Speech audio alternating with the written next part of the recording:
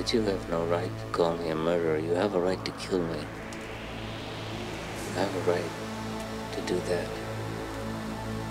But you have no right to judge me. It's impossible for words to describe what is necessary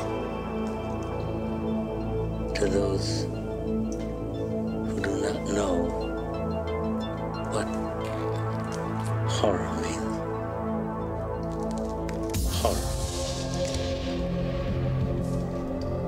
Horror has a face, and you must make a friend of horror.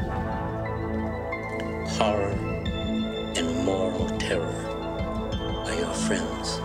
If they are not, then they are enemies to be feared.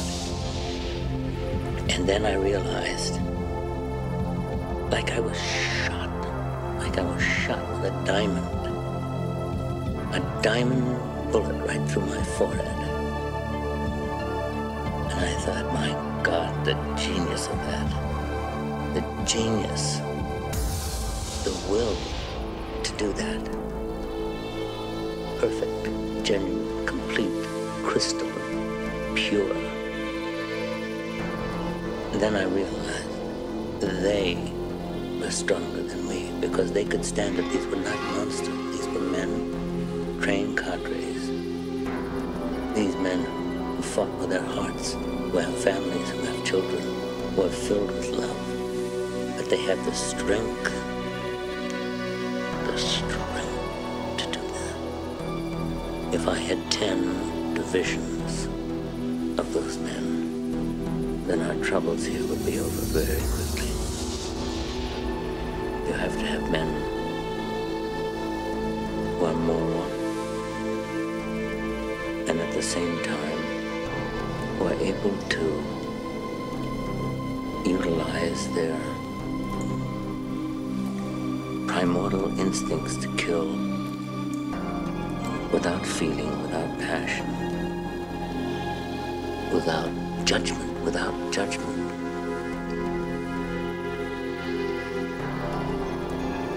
Because it's judgment that defeats us.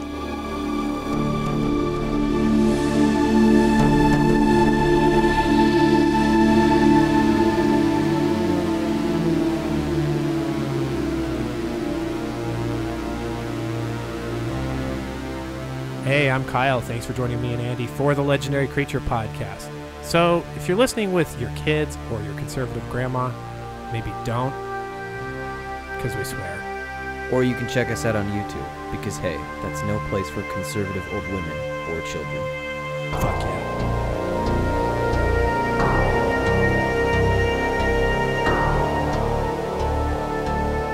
All right, let's dive in. Okay, let's do it. Wait, I'm not gonna do shit. So we've got a guest with us today. We got Austin from Commander 99. That would be me. Hey, man. Welcome aboard, dude. Thanks for having me. Yeah. So tell us a little bit about what you do. Well, I think I want to actually start by saying that I am a fan of this podcast. I'm going to start there. Awesome. Thanks, man. Yeah. So after, this is all done and out, I'm definitely going to, be listening to this episode and thinking to myself, like, who's this guy? Who's Austin? And so I'm going to tell you. Is this podcasting exactly for who me? I am. I'm a content producer for Commander 99, and we produce deck techs and Commander gameplay videos in both the paper and online. Yeah, you do a lot of online, I've noticed. Yeah, we've been doing a lot more online lately. It's just pretty effective in terms of like cost. Oh, yeah. And recording and audio editing as well. Oh, yeah, for sure. Yeah. Yeah. How is it like actually playing online comparative to, are you playing, it seems like you play with people you know, but you don't really just go up against randos, do you? Or do you ever do that online?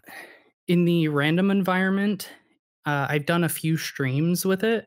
That's actually kind of how I started my content producing, is I was streaming on Twitch, and people leave That's the best I would say for playing in the multiplayer format with random strangers, is expect at least one or two of them to leave before the game's over. They just Really? bow out. They're like, oh, this isn't for me. Yeah. Either way, because you're because of actions that were taken in the game, or there's It no could be a discernible multitude of reason? things. Okay. I think a lot of the times I see people, it's like, oh, I got a phone call that I got to make at this particular moment. Like, So I'm dude. sorry, I have to go. Like, Who is it? Commander is a commitment, man. Who's calling you, dude? I'll wait. Yeah, Yeah. exactly. Huh. But playing with people, one of the things that's great about playing online is that a lot of the triggers, they, kind of stack themselves and Right. they, Yeah. I guess there is. sequence properly. And so Right. you don't really have to, you can kind of autopilot a lot of that and focus on the dialogue and the banter. Huh. That's a good point, because we Things get pretty nutty, man. yeah, You we land, definitely we screw up some rules things as we're playing well, like tabletop. sepulchral primordial, dude. Like that one gives me a headache every time it resolves. Stuff like that. Yeah. Well, that's cool, dude. Yeah, we don't have any presence on MTGO. I think I gave it a shot for like popper stuff, but Okay. because that's probably the best place to do popper, honestly, is MTGO. Sure. That's it. Sure. Yeah, but we kind of just stick with the group of dickheads we play with. So do you guys have anything exciting coming up on Commander 9 that Yeah, you're yeah. working on? Currently, I'm trying to do some Guilds of Ravnica deck techs. Yeah, so man. a few commanders that I particularly enjoyed from the set. And it's really just going through our gameplay videos. We have some that we try to release on like a weekly schedule or longer if I'm, being slow. Yeah. I know what Yeah, that's man, like. It's a full-time Yeah. job almost. All right, man. Well, let's dive into today's topic. So we're gonna talk Selesnya. Mhm. You guys are gonna talk Selesnya. Describe. Okay, look. You got a guy that's listening who just isn't into it. Convince me why I should be into it. Selesnya. Convince you why? Yeah. Huh. Mm. You got any thoughts, Austin? Why Selesnya? Yeah. Why would anybody Um, be into it? What advantages do they get from focusing on those two colors? For me, it's creatures. I Okay. think that's a color combination where creatures first come to mind, and whether that's creatures with bodies or token creatures, Mm. you go wide, you play a ton of creatures, and you spend the rest of the game watching them die or trying to protect them Yeah. from board wipes or anything like that. Mm. I think that's a really good characterization. I think to add on to that, if we're looking at EDH Rec and we're looking at the commanders that kind of Mhm. top the rows, I guess, of Selesnya commanders, it's not just creatures, but creatures for benefit, right? So Yes. it looks like Tristani, Selesnya's voice, is the top Selesnya commander. And so we're getting life gain from creatures entering the battlefield. Karametra is number 2. And so Yeah. we're getting lands out of creatures getting played. Yeah. So both care about creatures. Yeah. Either their size or whatever. Yeah. And then we've got other ones like both of the Sigardas that have some kind of protection for our creatures So as high well. resilience too. Yeah, and both of them are pretty decently resilient. Gosh, So she's so annoying, dude. which one? The one that protects humans. That's the worst one. I'm just kidding. No, Host of Herons is the rough one, man. Yeah, Host of Yeah. Herons is pretty rough. I think I agree with some of the stuff that Austin's saying is that the colors are kind of asking you to play out creatures, and that you Mhm. have the ability to protect them as well. Like there's good spells for giving indestructible or Right, your hexproof. Dauntless Escort. Yeah, Dauntless Yeah. Escort, heroic That is a good intervention. Oh fuck yeah, that's a good card. So if you're playing a creature centric strategy, there's ways to just kind of keep that going, which I think is, if that's the way you lean, there's stuff to protect your shit. Yeah, which is Yeah. important if you're leveraging a creature like board position. Like it's once that goes away, I feel like that's probably like the strong point for Boros and Selesnya is that they have a better way to protect the one position they care the most about. Yeah. Mm-hmm. Like black really doesn't have a way to stop people from interfering with what black cares about. But I mean, I don't know. It might be harder to characterize what it actually cares about. You know, Sure. It actually is like, I guess the way it deals with it is it doesn't really hold on to it. It's like, well, I'm just going to sacrifice these creatures anyway, or whatever. Like, yeah. Or anytime anything dies, somebody loses life.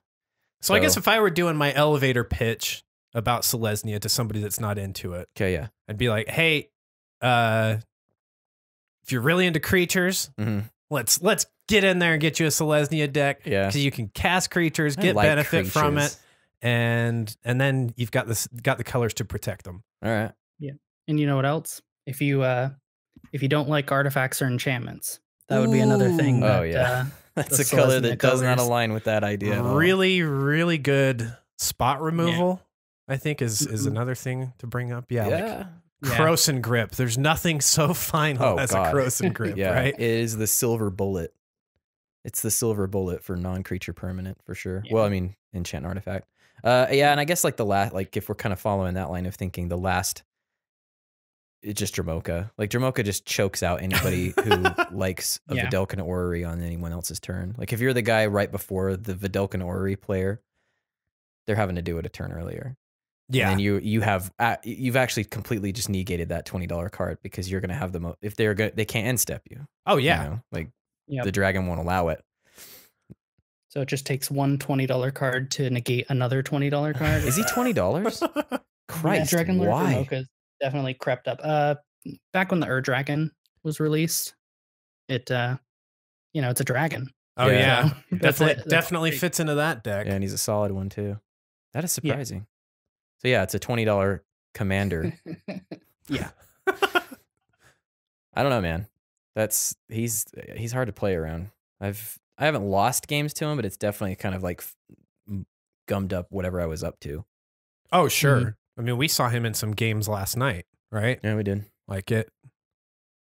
Yeah. I think I was playing a Nizet deck, and I was kind of like, well, my whole instant speed thing is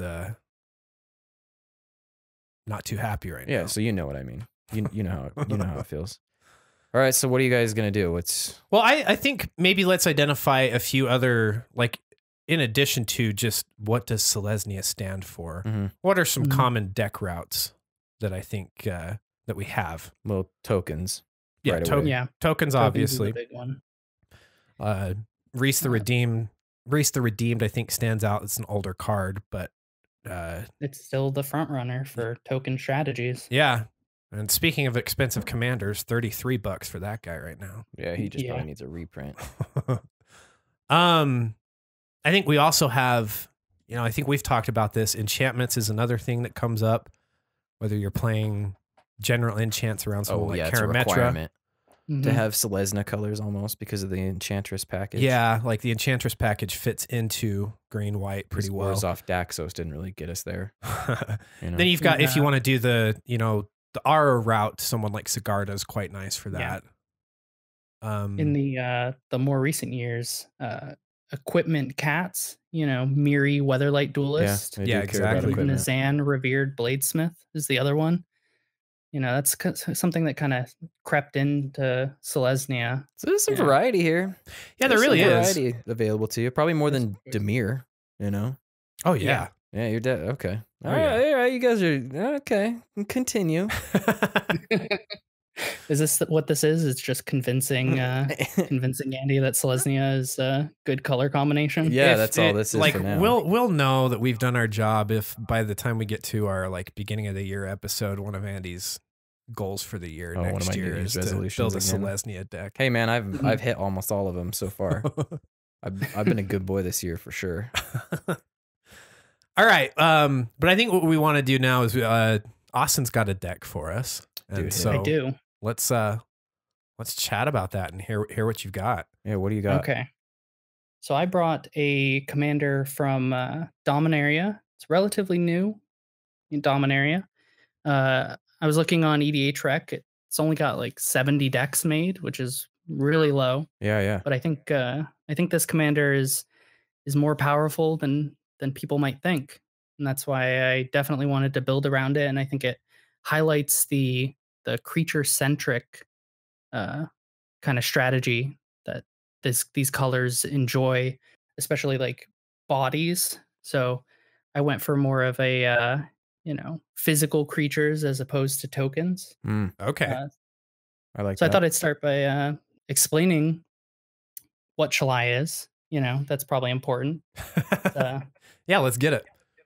3 colorless and a white for a legendary angel for a 3/4 flyer that has you, planeswalkers you control, and other creatures you control have hexproof. Jeez. So everything except for Shalai has hexproof, which I will get into later as to why that's important that everything else gets hexproof. Yeah. It's quite And the why we insurance need, policy for sure. It's comprehensive. ways to keep Shalai hexproof.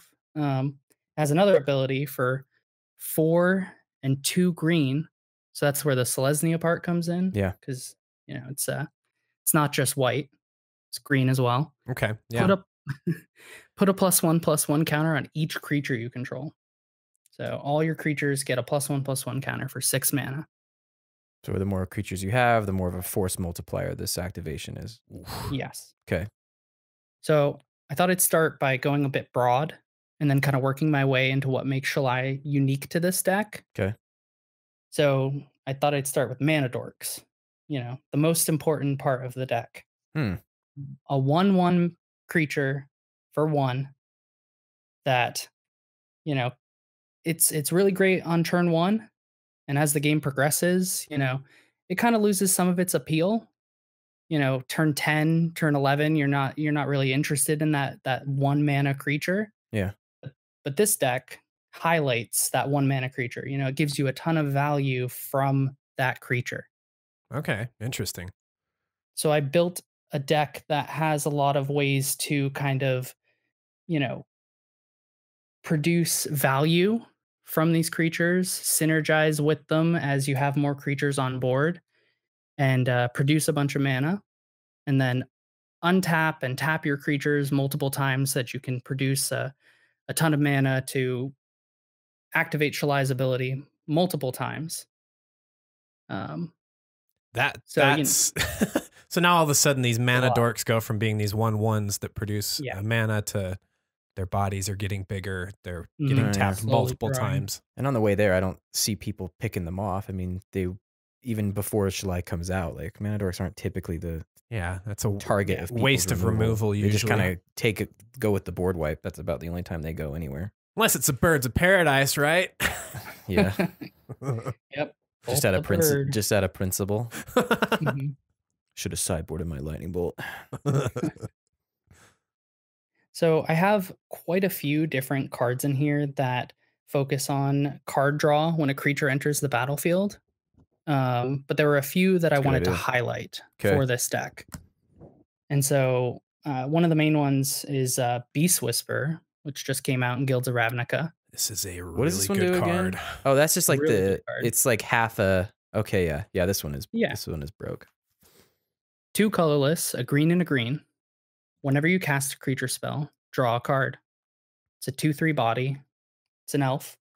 It's like Soul of the Harvest, just a little bit more affordable. Yeah.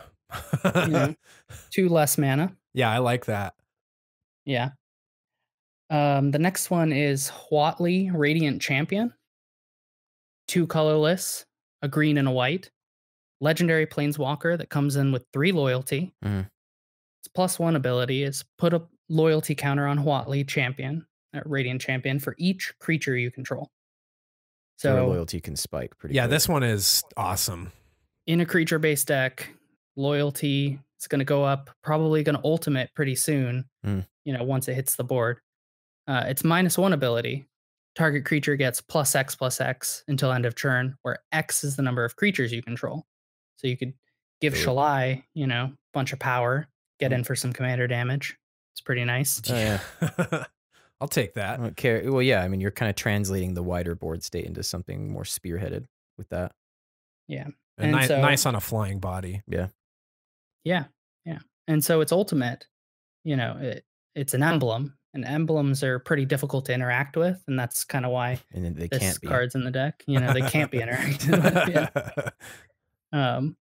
Whenever you cast a creature spell, or I'm sorry, whenever a creature enters the battlefield under your control, you may draw a card. So you get that. You know, That's a hot emblem. Yeah, they just can't interact with it. You know, you play a creature, draw a card. You know, for the rest of the game, that's going to be happening. Yeah. You might be able to get that multiple times too, with how quickly you can put her up and down. Oh yeah. What's her? What does she need for her ultimate? What is it? She needs -8. And she comes in with what? 3. 3. Okay. 3. Yeah. So 6 creatures for the first time. You know, get it up to 9. Try again the next time. You know, after ultimating. It's totally doable. Yeah. Another one is, we kind of mentioned it earlier, Karametric Guard of the Harvests. It's definitely in this deck. It's good. It's a great You card. know, casting creatures, searching for lands. Thinning your deck. Always welcome. Yeah. The last one is a white creature, Bygone Bishop. 2 and a colorless. Flying 2/3. Whenever you cast a creature spell with converted mana cost 3 or less, you investigate. So you're going to put a clue token into play. You can sack that to draw a card. I feel like I overlook this card sometimes, you know? Like it's just it's just nice. Investigate's a pretty powerful mechanic. Isn't there like a green one too? Like a pretty low CMC green There's creature. Tireless Tracker that comes to mind. Yeah, that's the one. Put a land into play. I think like in this particular deck, what makes it work really well with it works well with your mana dorks, because you put Bygone Bishop out, and then the next turn you can tap your creature to sacrifice the clue that you just put into play. Oh yeah. Yeah. So after the card draw, you know, there's plenty of it. I think I've got like 12 different cards that all do the same thing. Yeah, that's good enough for anybody. And so it just kind of creates this engine of play a creature, draw a card, and continue to draw with that. Then as I'm playing all these low converted mana cost creatures, now I want to weaponize them. You know, give them a way to really put a threat on the board, because you know they're pretty low powered. One for the mana dorks, you know, a few of the other ones I have are pretty low powered. So I wanted to find a way to boost them up and make them a bit stronger. Right, and close the deal. Yep. And so Cathar's Crusade, 3 colorless, you know. Yeah, let's forget subtlety. Let's just do it. You know, because this works really well with +1/+1 counter. So I gotta, you know, put a +1/+1 counter for every time I play a creature. You know, that's how it works. Another one is Archangel of Thune. So 3 and 2 colorless for a 3/4 angel, flying lifelink. Whenever you gain life, put a +1/+1 counter on each creature you control. So attack with it. Give all your creatures +1/+1. You know, as a result of getting in for some flying damage. That's both of those are some pretty aggressive +1/+1 counters, and that's like they're gonna do some work. Yeah, and it just, every time I cast a creature or I head to my combat, it's just gonna continue. Yeah, you're really trying to get the mana dorks out of the early game and make them relevant. Exactly. Thunderfoot Baloth. So Lieutenant. As long as you control your commander, it's a 5/5 with trample. It's going to give itself +2/+2, and each other creature you control +2/+2 and trample. It's a good card. Yeah, and in this context, where like I like what you're doing here, Austin, where you're like you're putting an emphasis on mana dorks, so you make sure they do happen, and this kind of stuff that where. Like I don't know. I like what you talked about, where you're like, usually they kind of lose relevance as the game goes on, but here they are. Their relevance remains intact. Yeah. Yeah, and there's a few other creatures in a similar fashion that kind of give me utility, you know, give me value from them when they enter the battlefield. And so that I've gotten the use out of them, but now they have a body. You know, like one that comes to mind is Wood Elves. Okay. So search up a forest. It's a 1/1 for 3 mana. Well, now it's gonna do a lot more. You know, it's gonna produce more mana for me, and keep it going. So I've got all these creatures on board. You know, I got all my mana dorks, I got all my big creatures. Well, I want to protect them. And that was one of the things we were talking about, you know, in the intro. Like there are plenty of things that kind of help protect my creatures. Mm-hmm. And protect Shalai in particular.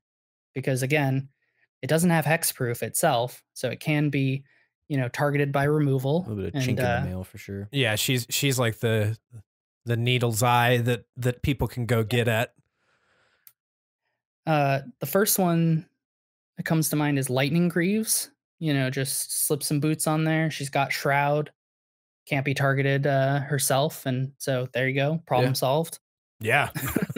the whole board state. Well, the other thing is because Shalai protects your planeswalkers as well, right? So having Watley in there, like, also can't be targeted. And then definitely. Yeah, now you're sealing up that one hole. Mother of Runes is another one. 1 mana, tap it, target creature gets protection from a color of your choice. So give Shalai protection. You know, your opponent's going to Doomblade with their, you know, removal, and you respond by giving it protection from black and fizzling the spell. Yeah. No big deal. And I like it even more. Like I've used Mother of Runes in a decent number of decks, but where just by virtue of having your commander out, I always feel a little tenuous because sometimes it has to protect itself. Yeah, they're definitely covering each other's yeah, backs. they've got each other's back here. Exactly. Avazin, Archangel of Hope. Oh, that's a big one. You know, 5 colorless, 3 white for a 8/8 with flying, indestructible, vigilance. Gives all your other creatures or all your other permanents indestructible. So Shalai's giving him hexproof. Avazin's giving him indestructible. I'd be thinking about the choices I've made with my life if I saw an opponent get that set up. Those two. Yeah. In tandem with each other. Like, what, 4 cards that can deal with it? Some black removal, like, and then, Merc Eviction. Yeah.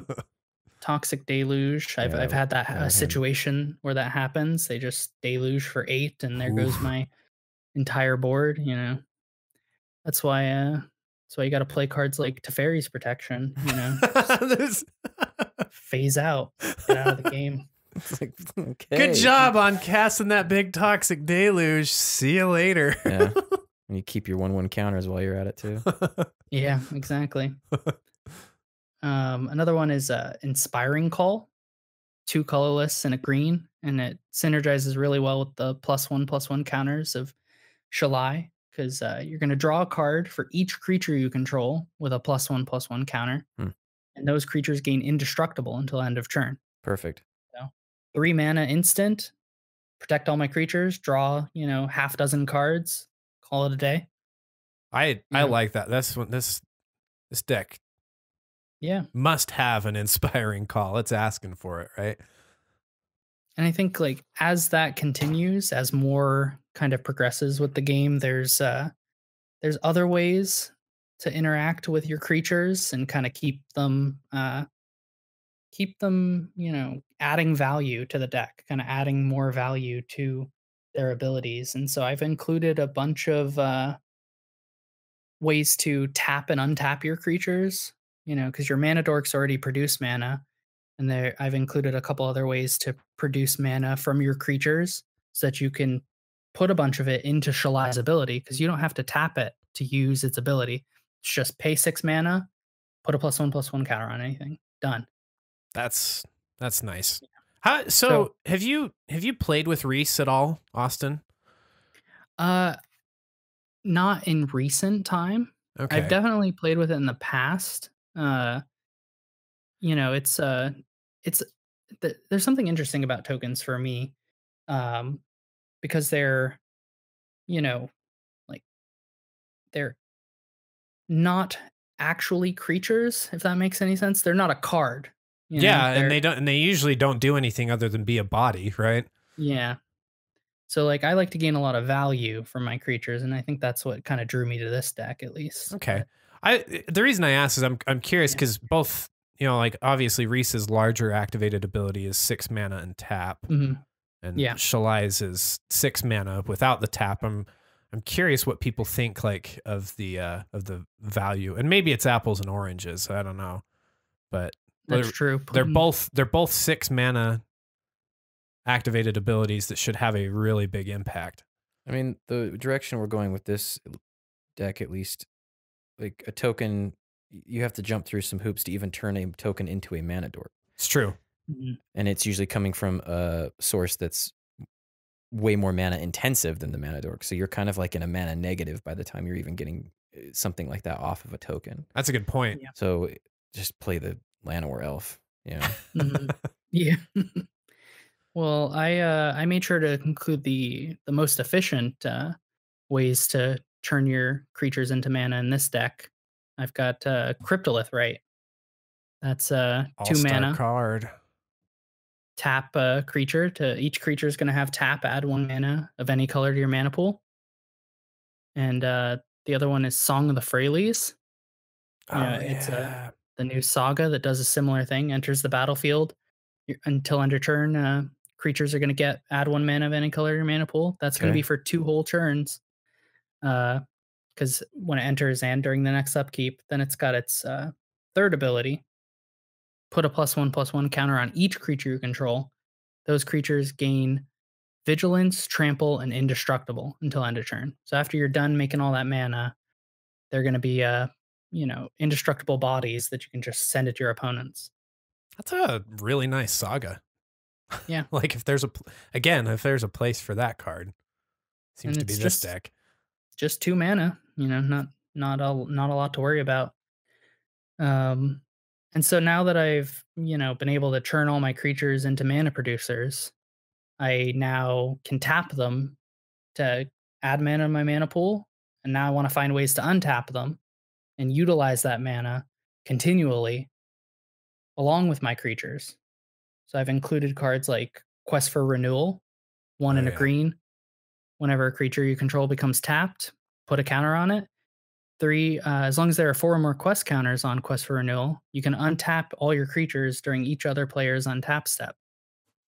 So just tap them down for mana, untap them, and keep producing more mana to put into Shalai's ability. At each upkeep, let's say you've got 6 creatures on board. Well, you tap them down. You've got 3 activations by the time it gets back to your turn. So let me ask a question to you too. Quest for Renewal versus Seedborne Muse. Seedborne Muse, obviously, it's a creature. It's out there. It's happening once it's out. And the Quest for Renewal, you've got a quest you got to go on before it happens. It's easy to pull off. But like I don't know. I think maybe you have different experience than us, Austin. Which would you prefer to use? I'm posing this to both of you. If I had to choose one, I think Quest for Renewal I think is a bit better because it's an enchantment. A little bit more difficult to interact with enchantments as opposed to creatures. There's board wipes and removal, and a lot of people, they pack some enchantment removal, but, not as much as, you kind of see a little bit less of that. I have a tendency to agree with that because at least in our group, Seedborne Muse has a bigger reputation than Quest for Renewal does. I think people see Seedborne Muse and everyone knows that thing's got to go. There's not a lot of cards in the game that immediately open you up for abuse. Like you can abuse that almost right away. Yeah. And Seedborne Muse, I mean, it also untaps your lands too. So that kind of gives it that bigger threat than the quest, because that's for your quest is just for your creatures. So that's a really good point. That's the drawback of it, but it doesn't matter too much in this deck. This deck wants to untap your creatures, because they're all pretty much producing you mana from there.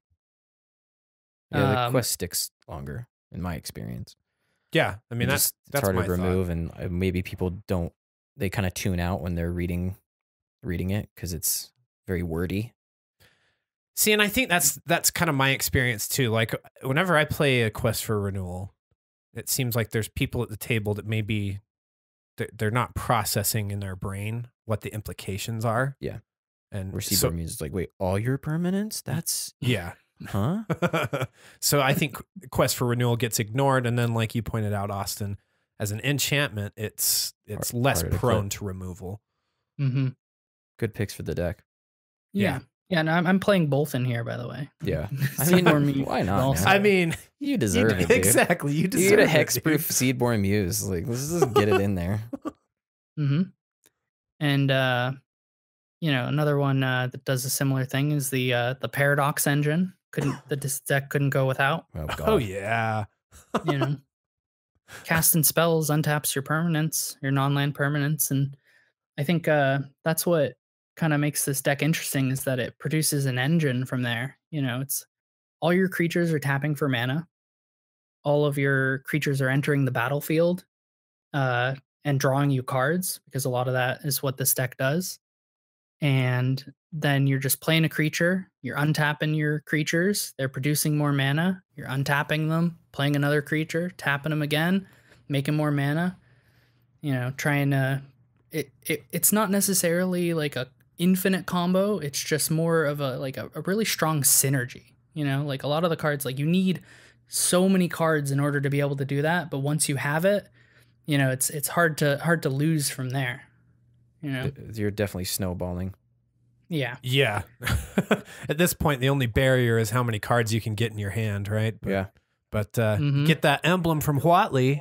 Yeah, I mean, the 12 sources of card draw, I think, will kind of prop it up, I think. Yeah.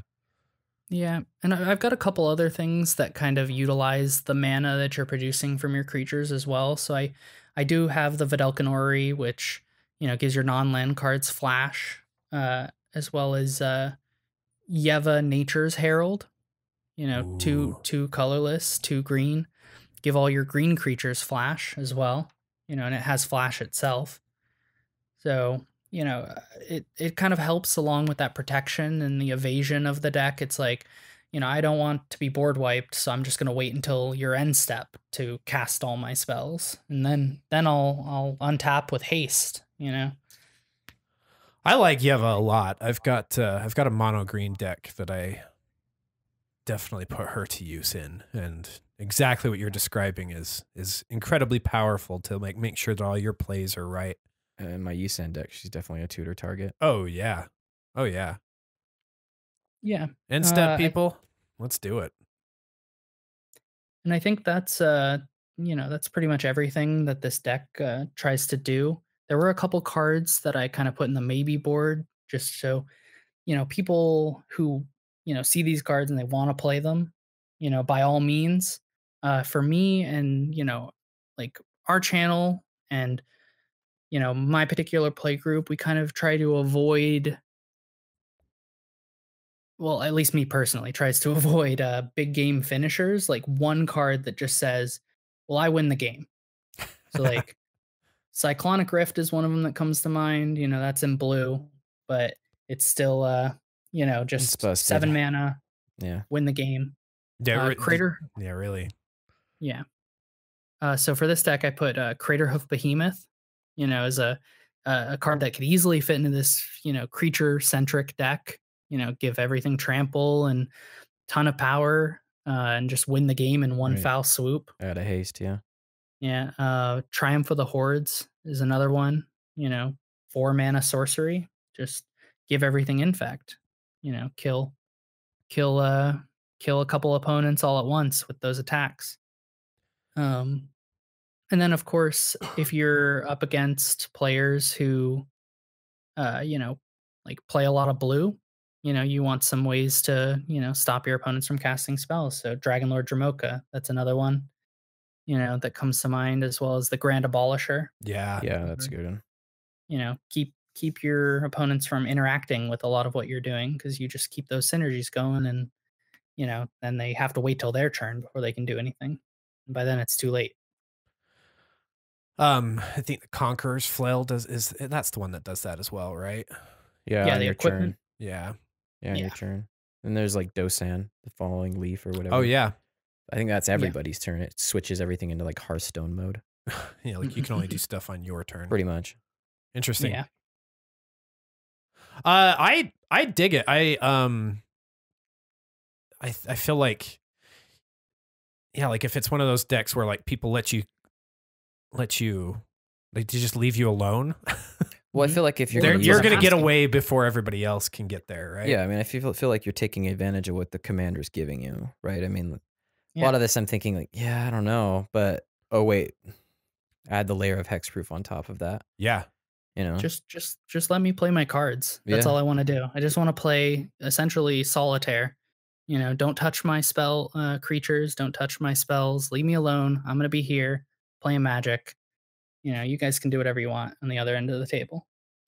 Did Brad play Shalai in a game recently? Yeah, he did. He's just like, this chick's. Yeah, he has her in Saskia, right? To keep his board stake intact.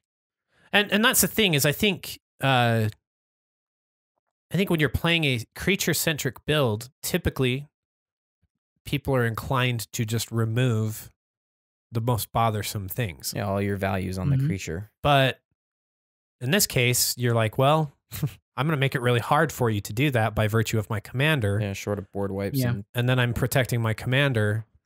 And as was stated, you know, I mean, even in the colors, that's not a guarantee that your board wipes are going to get rid of it either.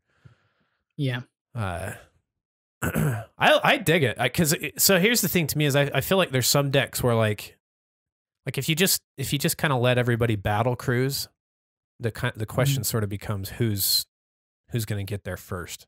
This deck will definitely get there with the damage output. Yeah, I mean, my favorite thing is just resilience. Yeah. Like, if I'm gonna play like a non-glass cannon color combination, this is something I'd be attracted to. Yeah. All right. You know, because like, yeah, I mean, if you've got other interests in other color combinations, like somebody like me or other strategies, I don't have remotely the resilience something like this would afford. I just don't. Everything I have is like, oh my god, thank God my lightning greaves was in there. Oh, let's get those equipped because everybody's just staring at you. But here it's like, you know, like, yeah, short of like they have to double their removal. Yeah, take the commander and whatever you're after underneath it. Yeah. So no, that's the case. Odds of that happening are really low. We've seen that kind of stuff with things like privileged position, right? Where everybody knows. You can load that in here too. Okay. Yeah, exactly. Yeah. Just and asceticism. Do the layers over the layers. Yeah. So you've got some gameplay videos coming up with that are showing off this deck. Is that right, Austin? Yeah, I have one. In fact, we played it. It had it's kind of an earlier build in the deck. I think one of our players, Alan, he put his own version together. Okay. So he kind of played Shalai a bit, and I think it kind of focused more on the +1/+1 counter strategy. But you'll still see Shalai in action, which is always nice. You know, seeing that commander come out and go up against some other, some good legends, that sort of thing. Right on, right on. Yeah, everybody be sure to check out Commander 99 and see it in action. Yeah, if you have a video up, we can link it. Yeah, for sure. Send us links and we'll put them in our show notes. That's kind of what we're going for now. Is let's just show proof of purchase for what the fuck we've been talking about on these episodes with gameplay videos. And it's cool you're already doing that. It seems like that's not a space that we've really explored. Yeah, I mean, it was kind of where, so I come from a background of film and video production. I got a degree in it. So I kind of took my two hobbies and, mushed them together. And I'm like, well, I already know how to film. I love Commander. Let's do this. That's a happy marriage right there. Yeah. All right, guys. Well, I've got a deck as well. Dude. What now? What's next? I'm a little more put together than I was last week, Andy. I'll tell you that much. You're done with your existential crises. Existential crisis is over for now. So what's interesting is I kind of was thinking like, looking at the two commanders, you know, what Austin picked out and what I'm doing with Amara, Soul of the Accord. Okay. I was like, yeah, you know, I mean, is there any overlap? We should have some different things. There's actually some good overlap here. Huh. Turns out when you pick commanders that share colors, they're interested in doing some of the same things. Turns out. All right, let me read off the commander, and then we'll kind of get into what I'm trying to accomplish with this list. Okay. So it's Amara, Soul of the Accord. It's just 2 converted mana costs, so it's a green and a white for a legendary creature, Elf Cleric, and she is a 2/2. She has, whenever Emmara, Soul of the Accord becomes tapped, create a 1/1 white soldier creature token with lifelink.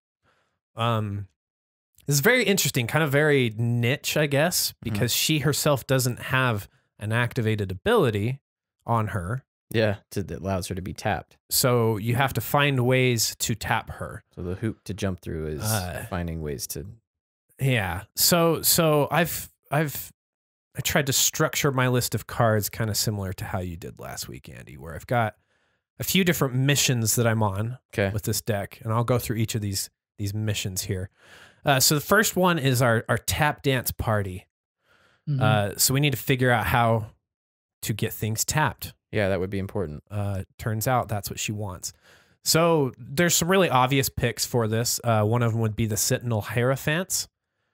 So 3 and a green for a druid that is a 3/2. Says each creature you control gains tap, add green to your mana pool. Play this ability as a mana source. Much like Austin mentioned, you'd have the Cryptolith Rite that is an enchantment version of that, essentially. Okay, yeah. So we're providing that we can get mana out of these. So, and those two are, I think, are particularly appealing in this context because she gives you a token and gives you mana. Yeah, and then the tokens now get to kind of add on, and you should be able to surge ahead with your mana production. This one is one that I think Andy really likes, and I think when you're dealing with tokens, it's actually pretty jacked up. If you have a way to get haste, when she taps, you could tap the new token, right? That comes in. Yeah. So if you got out something like a Chroma's Memorial, that gives your or Concordant Crossroads or something. Yes, things like that that provide haste. You can just kind of keep going a little bit there. Yeah. Null Mage Shepherd. This one I know Andy's a big fan of. It's 3 and a green for an Elf Shaman that's a 2/4. It says tap 4 untapped creatures you control, destroy target artifact or enchantment. I like it because they don't need to be off. Like they can be sick and we can still do that. So yeah, exactly. That's a good thing to point out. So like if we're tapping her down and we've got tokens that are coming in that are sick, they're still eligible to be tapped by the Null Mage Shepherd. Yeah. Similar to kind of Ceton and how you'd use him, right? Like you're getting in druids, right? Oh yeah. I know what you're talking about now. Yeah, same process. Yeah. So summoning sickness doesn't matter with a creature like that, which is really nice. Glare of Subdual is an enchantment that you'll see in a lot of lists. And so this one is 2, a green and a white. Tap an untapped creature you control, tap target artifact or creature. So you can kind of do a little bit of crowd control with other players in this case. Isn't there like a blue card that does something similar? It's like I think it's opposition. I can't think of that off the top of my head. Yeah, this is similar to that. But that card's annoying. Again, looking at it in context of getting tokens, you could potentially just clear down somebody's creatures, right? Oh yeah, like open things up, open the way. Especially if you get to where you have a critical mass where you're out in front of everybody. Well, it's like you're probably going to block with them anyway, so like why waste it? Like, yeah, exactly. Tap them to tap it down. Not even going to bother with what you're trying to do. Huh. Well, you pro play it. You block, then you tap them down. Yeah, that's a kind of. I like that a lot. That's actually a really good idea because you're preserving their bodies in the process of doing that, right? Yeah. Artifacts. There's a few artifacts that are pretty interesting here to use.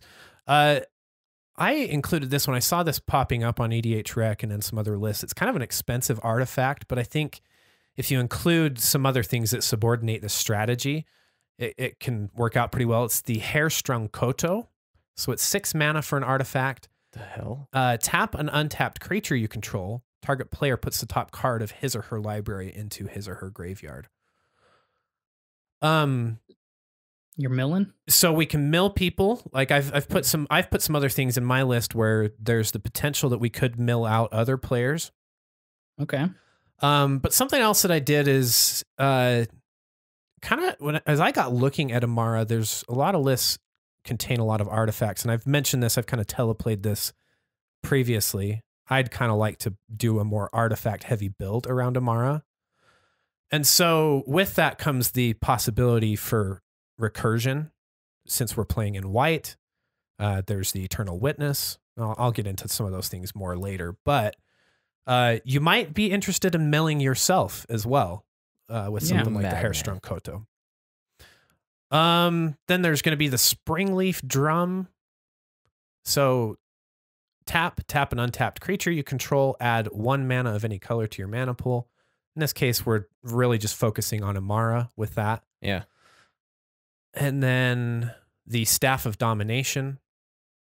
You can it's just, you know, a variety of activations, one of which includes 4 untapped to tap target creature. But amongst those are 2 untap itself to gain 1 life, 3 untap to untap target creature, 5 untap to draw a card, and you can also pay 1 to untap the Staff of Domination, which could kind of get going a little bit when you've got something like Cryptolith Rite in play. You can start bouncing these back and forth. Yeah, exactly. You can start going along with some of these different things. An interesting one where we start bordering on comboing is the Thornbite Staff. And so this is it's 2 mana for a shaman equipment, and it has an equip cost of 4, so it's a pretty hefty cost to get this equipped, but we have the potential to combo with this. So equipped creature has pay 2 generic mana and tapped. This creature deals 1 damage to target creature or player, and whenever a creature is put into a graveyard from play, untap this creature. So this Emmara, Ashnod's Altar, you're in a position where you can infinitely combo off here, right? Yeah, because she becomes tapped. Yeah. How much is the activation for? So it's 2. Yeah. So works. It's perfect. It's a 3-piece combo right there. God, if only black was in this color type in this deck. Another one that I got kind of exploring vehicles a little bit.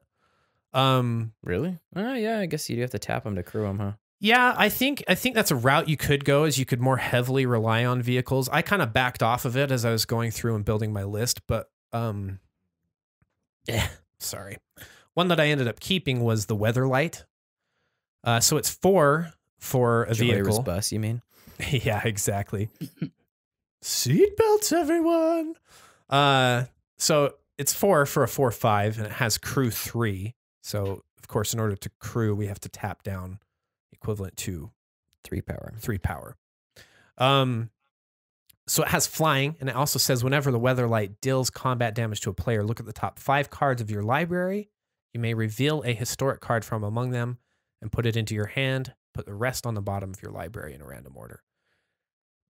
Since we're pretty heavy on artifacts in my list here, among them potential combo pieces such as an Ashnod's Altar, being able to go through the top 5 to find a juicy artifact. Yeah. Pretty sweet. In addition to kind of doing just some of these other things that are kind of tapping down, this is kind of opens up a little more of the artifact side. Specifically, I'm looking at Clock of Omens. Now, I'll read this off, and this presents my conundrum. Dude. Yeah. But first of all, Clock of Omens. So it's 4 mana, and it says tap 2 untapped artifacts you control. Untap target artifact. Yeah. What is this doing here? Yeah, I mean, she's not an artifact, Kyle. Yeah, that doesn't make any sense. What is your plan, sir? So that, of course, Mycosynth Lattice implies that we need to get the Mycosynth Lattice you would. into the deck list. Okay.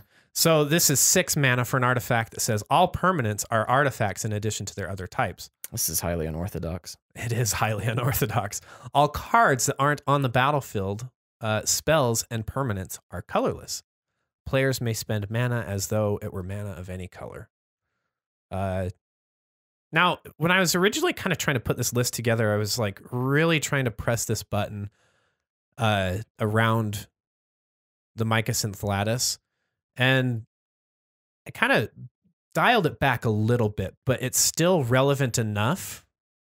What other interactions does it have with the rest of your deck? Because now I'm wondering, like, is it only in here for the clock? Or well, so we've got the something Clock of else? Omens, but we're also going to use, and this kind of leads into the second segment of my deck list, which is the after party unwind. What? Oh, the unwinding clock. Okay. Yeah, so we want things like the unwinding clock as well. So 4 mana, untap all artifacts you control during each other player's untap step. So again, with the mycosynth lattice, that positions things like Clock of Omens. You're out of your mind. The unwinding clock to get going. We can also use the voltaic key. Yeah, these are great cards for artifact They decks, are great Kyle. cards These for are all artifact really decks. good. Untap artifacts. So 1 for the voltaic key, and then it has activate. You pay 1 and tap it to untap target artifact. Okay. Then we can also go with there's the voltaic construct, the creature, one of the creature versions of this. That's good for artifact decks too. So 4 for a 2/2 golem, and it has pay 2, untap target artifact creature. Now I will point out the voltaic construct, mycosynth lattice, Ashnod's altar, and some way of tapping Amara. This is pretty deep right here. Yeah, we're getting pretty deep. I'm into that. That's a Rube Goldberg machine. Yeah, I'm trying to get Andy interested in Selesnya here. That's what I'm trying to do. Just segue into the artifact realm, and that'll get him. That's right. That's right. But that puts us in a position where we could at the very least we have infinite token entries. Yeah. Mm-hmm. So if you pair that with something like an Altar of the Brood, you have infinite mill. If you pair it with something like Presence of Gond, you've got infinite tokens now. Or you don't even need to pair it with some of those things. You can actually use that hair strung cotto, and you can infinitely mill with Just that deck somebody. as well. So that's what happened to you, man? that's pretty deep to get that to happen. Yeah. But let me keep going with this after party unwind, and then we'll talk about some issues that probably feel pretty glaring about what I'm presenting here. Okay. Yeah. Another interesting one to put, like I mentioned the Thornbite staff. So that's kind of our part of our unwinding. We want to get untapped as well. Yeah. So that needs to be paired with a sack outlet. Most of interest is Ashnod's altar. But green has other ones. I mean, yes. I mean, I don't know. They're not really that can be abused like that. Yeah, I mean that's like that one's really nice to do that way. Like greater good, you need bigger creatures for greater good. Exactly. Mm-hmm. Following some of the overlap with Austin here is I've got Quest for Renewal. Sure. Seedborne Muse. I also put in Awakening because we're gonna ride that motorcycle, dude. Okay. Okay. You're So, 2 and 2 green at the beginning of each player's upkeep. Untap all creatures and lands. I mean, with something like the Cryptolith right online, I can see by the time we get to your turn. But God, dude, I don't know, man. That card can backfire in a big way. It can backfire in a big way. Yeah. But we're going for it. We're going for I it, don't give dude. a shit. Okay, so we've got a lot of stuff here that's sort of the tap, untap, a huge segment of which has to do with artifacts. So I've noticed that. I've put this is the segment of my list that I like to call, like, we need to go Indiana Jonesing. Okay. We need to go find the artifacts. Right? Okay. So as you can tell, I've already got some things built into the package that allow me to mill, and I'm going to be a good target for milling, which then implies cards such as Junk Diver are valuable here. Yeah. Mm-hmm. So I'll just read off the junk diver. That would work too. Kind of go over a couple others. So junk diver, 3 mana, flying, 1/1. It's an artifact creature bird. So when junk diver dies, return another target artifact card from your graveyard to your hand. Okay. So one of those combo pieces makes it into your yard. Cool. I'm going to go junk diver it back. There's obviously a whole slew of options like that include things like mirror retriever, a bunch of stuff like that. Scrap trawler. Yeah. I also put in the restoration specialist. Dude, is my dynamo in here, dude? I mean, not the dynamo, the mirror turbine, the turbine. Oh, no. I actually really thought about putting in the mirror turbine, and I couldn't quite justify it with the way I had the list constructed. Yeah, I mean, I guess it's its own tap. You're not really interested in... But I don't know, man, with all these... Okay, whatever. It's got potential. I'll give it that. So the restoration specialist, so 1 and a white, and it's a dwarf artificer that's a 2/1. It has an activated ability. If you pay white and sacrifice the restoration specialist, return up to 1 target artifact card and up to 1 target enchantment card from your graveyard to your hand. So we're going to snag a couple different things with that one. I mentioned this, the Eternal Witness, just a really good card if you're playing green. Just put into your deck. But considering what we're trying to do, it has a lot of value here as well. And then, of course, putting in some tutors, such as the Enlightened Tutor, allows us to work at it. I put in a lot of my ramp, rather than relying on spells like Rampant Growth and Mana Dorks too much, I actually leaned a lot more towards Mana Rocks. And so it makes something like the Kuldotha Forge Master have the fodder it needs to do some tutoring as well. So Kuldotha Forge Master is 5 mana for an artifact creature construct that is a 3/5, has activated ability of tap, sacrifice 3 artifacts, search your library for an artifact card, then put it onto the battlefield, and shuffle your library. And then one of Andy's favorite cards. See, Dude, I'm trying to sell you, dude. Yeah, I feel that too. You're gonna build this deck. I feel that car salesman-y thing coming my way. You're gonna build this deck. And it comes with Bluetooth. Andy, it comes with Bluetooth. That's just the name of the deck. It comes with Bluetooth. Yeah. So Trading Post 4 has a multitude of activated abilities. Dude, it's a planeswalker in my opinion. It kind of is, huh? But the one we're particularly interested in here, recall we're doing some mill of ourselves here. So you can pay 1, tap, sack a creature, return target artifact card from your graveyard to your hand. But other things come in handy here. You could potentially sack an artifact to draw a card. You could potentially produce a goat because you like goats. Or discard a card to gain life if you're really in trouble.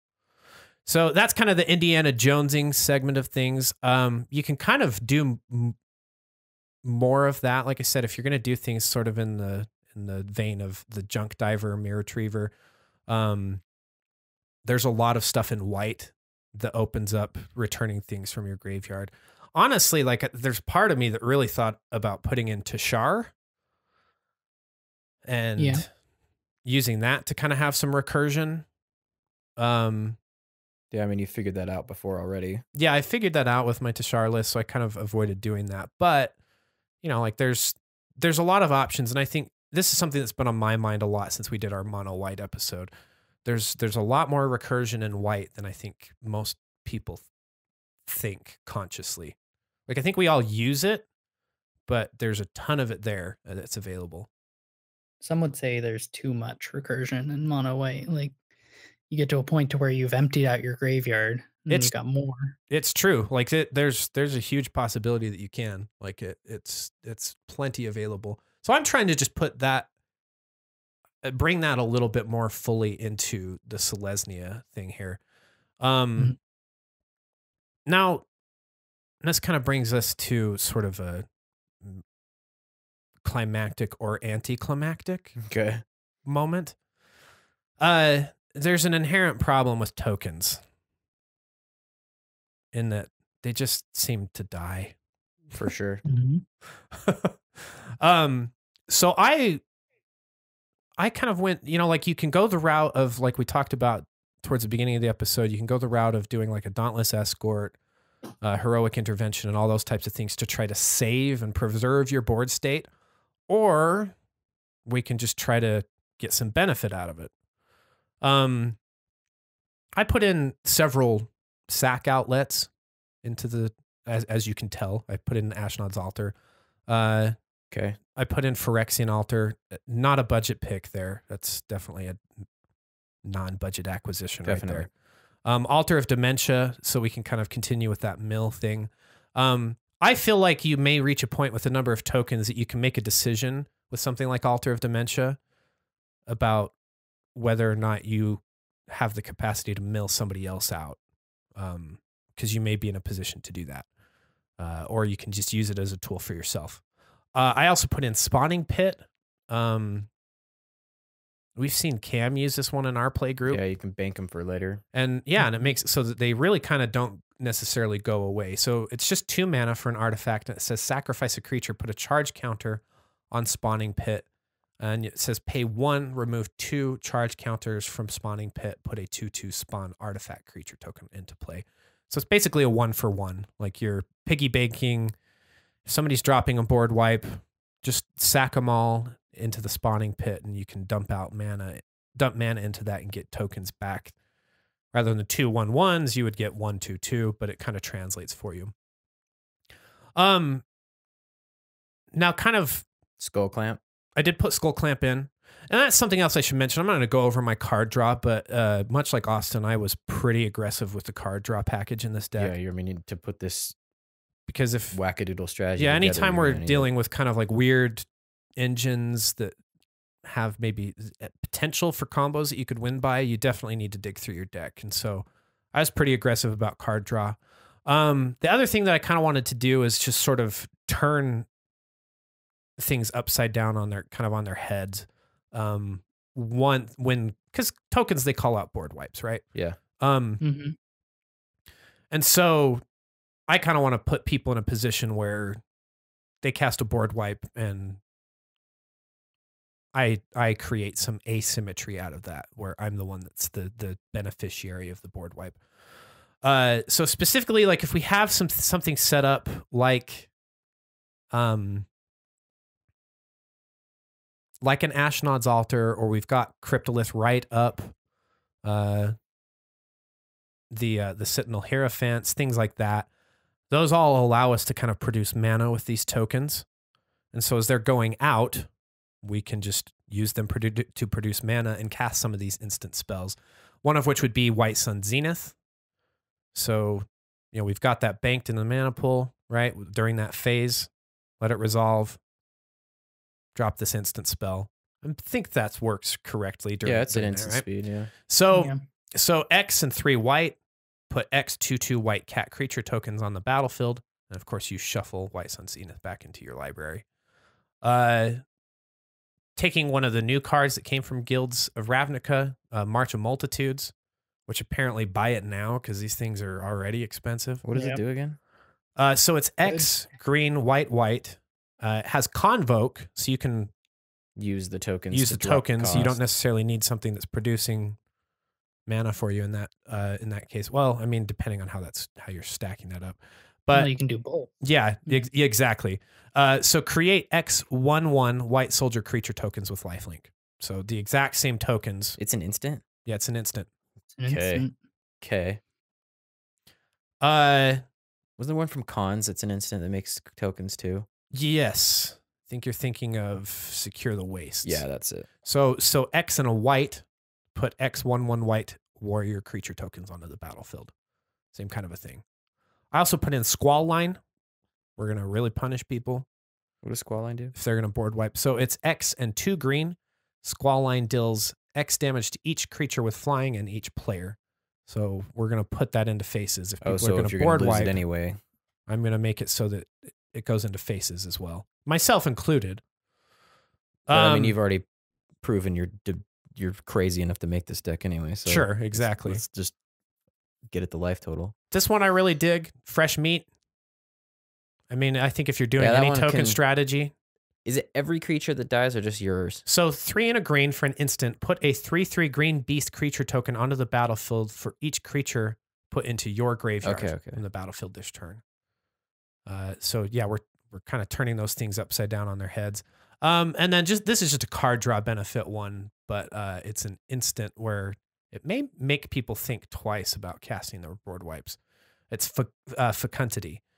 So 2 and a green for an enchantment. Whenever a creature is put into a graveyard from play, maybe others will benefit more. It's all around the table. Yeah. That creature's controller may draw a card. But when you're tokening, you should have more. Yeah, hang on to that if Prosh is around. Yeah, definitely don't cast it then. But yeah, I mean, what I'm trying to accomplish here, though, is using artifacts and using white to sort of maintain the recursive or create a recursive nature. It's about best you can hope for with and the then 2 colors. And the reason I think that I feel like that's open is a lot of the stuff that you want to put to use for untap effects and things like that. They're, like Amara wants a lot of artifacts anyways. That whether they're interested in artifacts themselves or not. And so I think going this route of doing the artifacts a little more heavily, just embrace it. Like including a Mycosynth Lattice, letting yourself mill yourself with some of these things, recurring artifacts, I think she sets herself up to where it's not too big of a stretch to just lean into that. No, it's not. It's unconventional. It's not, I don't think it's insane. Yeah. I mean, there's cards, there's decks that are going to be more stable in pulling off what they want to do. But I think this is definitely interesting. Unique. Yeah, I dig it. You want to try it? I'm not sure.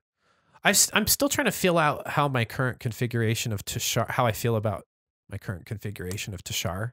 And if that's not really cutting it for you, you'll think. This is where I would move if I didn't feel like Tashar. And you haven't really had a token deck for a bit. No, it's true. Well, that's not true. Now you have what's her face. Yeah, I guess I have Regna and Krav. Yeah. But. Is Emmara in your deck, Austin? Say again? Is a new one? Is Emmara in your deck now? It is not. Huh. Not in my build. I just overlooked it, I think.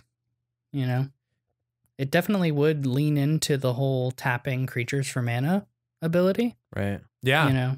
Yeah, that's kind of what I was thinking, is that you've got some space. I mean, if you open up a slot, she could probably do some work for you. Yeah, I'm digging the lower CMC on the commanders. Honestly. I think that's the big thing here. Like her and Lazav are pretty attractive. Because I think you can play aggressively with Amara, and if she gets removed in the process of doing some of these things, like I've talked about, like I don't know, that last segment I kind of called it "What is dead may never die." Okay. And she can be a part of that. Like, it's okay if she dies because you can get her back. Yeah, she's not super intense. Yeah. Cool, man. Yeah, I like that one. I like them both. I think both these decks kind of speak to different things. One is just like super resilient. Yeah. And then the other is Shalai is way resilient. This build that Austin my kind of nutty. Awesome. The other one, my kind of nutty. All right, guys. How do we feel about Selesnya getting through a couple decks? I mean, once you've got enough creatures on board, it can be pretty potent. Yeah. Yeah, I think. I mean, I played Reese. I've done 2 different iterations of Reese. I kind of just did like a general tokens version of him. I've done an elf ball, and it's definitely one of those things that just, as Andy puts it, like it'll snowball. I think Selesnya has that capacity to just. I think it can better than a Boros deck. I think a get Boros deck rolling down. Kind of reaches a mid-stage peak, and then yeah, because it's so reliant on the combat step, where Selesnya. You can do some other things. Isn't so in. I mean, it benefits from a combat, but not. It's not like doesn't need to win there. Well, and like Austin cited, if you want just like a win the game type card, those are available in these colors as well. Like a Crater Hoof Behemoth with either of these strategies we just talked about could really seal the game, and those are available if that's what somebody's interested in. And yeah, like I say, I think it snowballs. It just does. Yeah, I think Selesnya is one of the color combinations that has some of the most variety, I think, as opposed to like Dimir, it's all mill. Dimir's pigeonholed pretty bad. Boros, it's like, well, extra combats or attacking, that's all I do. Yeah. I mean, Selesnya can do a variety of things. I mean, whether it focuses on creatures, you can build it a bunch of different ways and, still have some variety within that creature strategy. I like it. I like that, like getting that variety. And like you pointed out, I like that there's been some artifact commanders that have come with it. There's probably still some work to, because we've seen Mary a decent amount and Nazan and we've seen the equipment thing here and there's Enchantress stuff. Yeah, like they're kind of a little harder to pull off, but it's still cool that those things are available. Yeah, you can do it. Yeah. Well, Austin, thanks for joining us, man. Yeah, man. Thanks for pulling in a deck for me. Yeah, thanks for saving Andy. Yeah. Yeah. Of course. Definitely glad to be here. A lot of fun talking with you guys about Selesnya. Well, we'll post some links to your channel, and then if you want to share with us any specific videos or deck lists that you want us to put in the show notes, we'll make sure to get those included as well. Yeah, definitely. I mean, check out the channel, Commander 99, gameplay, deck techs. I think coming up, Reed is putting together an Amara list of his own. Ooh. So, right on. We'll probably see that coming out pretty soon. Cool. Yeah. Cool, man. Well, thanks again.